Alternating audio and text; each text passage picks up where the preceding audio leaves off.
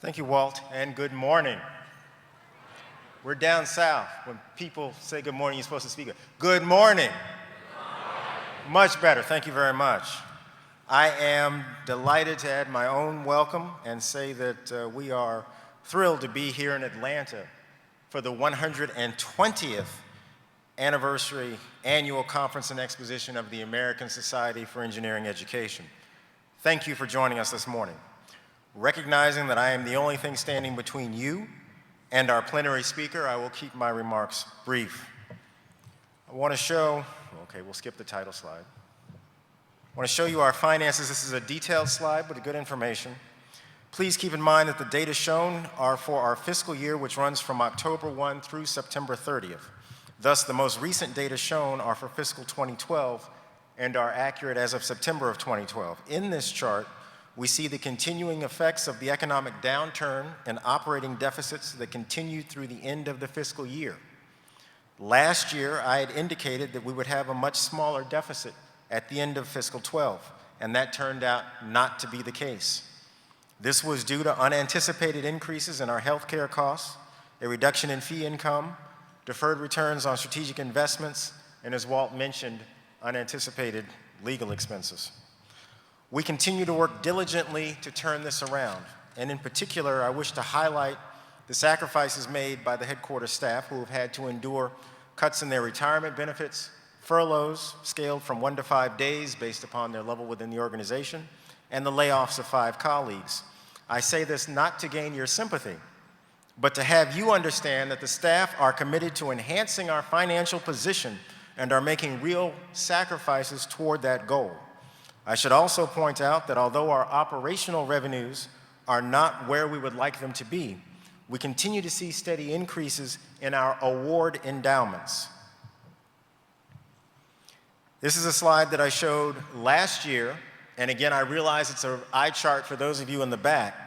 The key point is that as we look at ASEE's sources of revenues and expenses, fewer of the activities shown on this list are in red, which means they're operating at a deficit, versus green, meaning they're operating at a surplus. This is a chart that I hope to continue showing you each year until each and every row is consistently green. Continuing a trend from last year, we saw a very slight increase in professional memberships from October 2011 to October 2012. Like last year, there was also a slight decrease in other categories of individual membership. This was primarily due to continuing decreases in our global online category, where we have tightened the requirements for the global online to individuals from the UN's United Nations least developed countries list. We continue to see declines in institutional memberships overall and among academic institutions. We recognize and are responding to the need to demonstrate the value of membership. From the financial and membership numbers, it's clear that we have to continue to do a better job of enhancing revenues while controlling costs. I am very sensitive to the fact that we are asking members to pay increased dues and that we have to demonstrate a compelling value proposition for those dues. Nonetheless, member support continues to be strong. Last year, the annual conference in San Antonio had 4,243 attendees, a new record. In July of 2012, we held the inaugural International Forum, immediately preceding the annual conference and exposition. It was a wonderful success with 112 attendees from all over the globe. This year's event was equally successful, indeed even more successful. And we are interested in resurrecting the Global Symposium as an event held outside the US and have a call for proposals for those wishing to host such an event on the ASEE website. ASEE is making its voice heard on a variety of important issues in engineering education.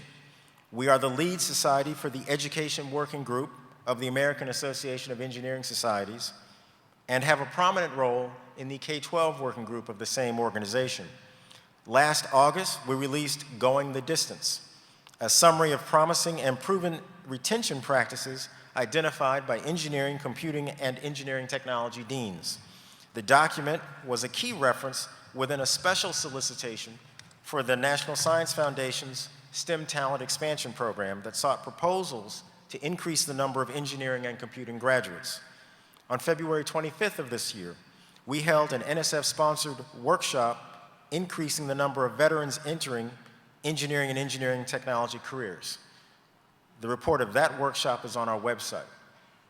From April 25th to 26th of this year, we hosted a meeting sponsored by the Sloan Foundation focused on more effective ways to gather engineering retention data. On May 9th and 10th, we hosted an NSF-sponsored meeting on gathering industry views of the knowledge, skills, and abilities needed by 21st century engineering graduates. This is envisioned as one of a series of meetings with key constituencies on the path to a major re-envisioning of engineering education. And we've recently been contacted, we hosted 2 grantee meetings for the National Science Foundation, shown in the top row of the slide, for the STEM and the STEM Talent Expansion programs. And we've recently been contacted by the Office of Science and Technology Policy to offer a contribution to the innovation economy through engineering education. We are truly making our voice heard. As Walt noted, ASEE's membership director, Dwight T. Wardell, is retiring after many years with ASEE. On behalf of the ASEE staff, I wish to express our gratitude for his dedicated service. For myself, I am grateful for his institutional knowledge, clear perspective, and generous advice. His successor will be Lisa Prandy, who worked in ASEE's membership department 10 years ago and is returning to ASEE after a successful career in marketing. Lisa will be joining us in August. I am also pleased to announce that Dr. Miriam Heller is joining us as Director of Council Affairs. In this role, Miriam will be providing support to the Corporate Member Council, the Engineering Technology Council, and the Engineering Research Council. Miriam's mission is to identify products and services that will better serve the needs of these communities while generating revenue for the society that pays for those expenses. I am very grateful that we continue to receive excellent corporate support. And on that note, I would like to thank all of ASEE's public and private sponsors. In particular, I wish to acknowledge ASEE's 7 premier corporate partners who provide sustaining support throughout the year. ASEE's visionary sponsor for this annual conference and exposition, the 2 innovation level sponsors for the ASEE 2013 annual conference and exposition, the 7 pioneer level sponsors for this event,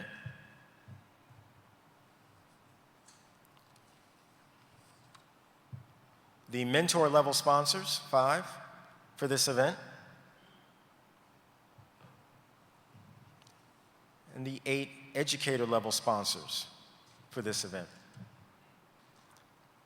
I once again commend to your attention the truly outstanding ASEE staff. If you are pleased with what you see and how this or any other ASEE activity operates, take a moment to express thanks to the very hardworking ASEE staff for the wonderful job they do. Of course, if something has perturbed you or otherwise upset you, you can direct your complaints to me. It is now with great pleasure that I introduce our keynote speaker, Dr. Alan Gomez, who is currently the Chief Academic Officer for the STEM Academy. He is also an instructor at the University of Wisconsin in the College of Engineering. Dr. Gomez is responsible for the development and continuous improvement of the STEM Academy's internationally recognized K-16 curriculum and professional development program. Dr. Gomez has published materials in professional journals and in the proceedings for ASEE and presented in over 40 states at major conventions and conferences. Alan has reviewed for ASEE's conference proceedings and for the National Science Foundation. Dr. Gomez sat on the National Academy of Engineering's committee that was charged with understanding and improving K-12 engineering education in the United States. He is a former NASA astronaut selection candidate and is the principal author of Engineering Your Future, a project-based introduction to engineering, and Survey of Engineering, textbooks for use at the college freshman, high school, and middle school levels, respectively. Alan holds degrees from the University of Wisconsin-Stout, University of Wisconsin-Madison. and he has taught in several locations, including Fort Worth, Texas, Minneapolis, Minnesota, and Madison, Wisconsin. Dr. Alan Gomez.